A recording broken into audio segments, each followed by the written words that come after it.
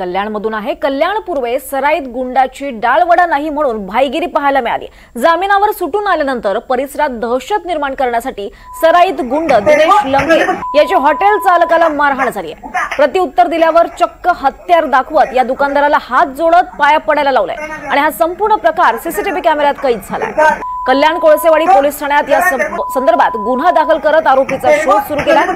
मात्र या घटनेनंतर परिसरात दहशतीचं वातावरण आणि व्यापाऱ्यांमध्ये भीती निर्माण झाली आहे। अधिक माहिती घेऊयात आमचे प्रतिनिधी अमजद खान यांच्याकडून। अमजद, नेमकं काय घडलंय?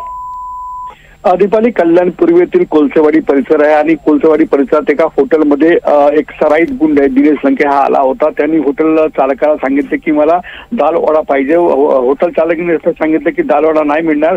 आता तो हट्ट करू लागला की मला बनवून दे। यावरून वाद झाला। या वादानंतर हॉटेल चालकाने त्यांनी मारहाण केली। मारहाणीनंतर त्यांनी चक्क हॉटेल चालक जे आहेत त्यांना हात पाय जोडायला लावले। ही संपूर्ण घटना सीसीटीव्हीत कैद आहे। या प्रकरणात कल्याणच्या कोळसेवाडी पोलिसांनी गुन्हा दाखल केला आहे आणि पुढील तपास सुरू आहे। मात्र अद्याप दिनेश लंके हा पोलिसांना मिळू शकलेला नाही। लवकरात लवकर त्याला अटक करावी अशी मागणी आता या परिसरात होत आहे, कारण की व्यापाऱ्यांमध्ये एका प्रकारे भीतीचे वातावरण आहे। दीपाली, निश्चितच अमजद, धन्यवाद या सविस्तर माहितीसाठी।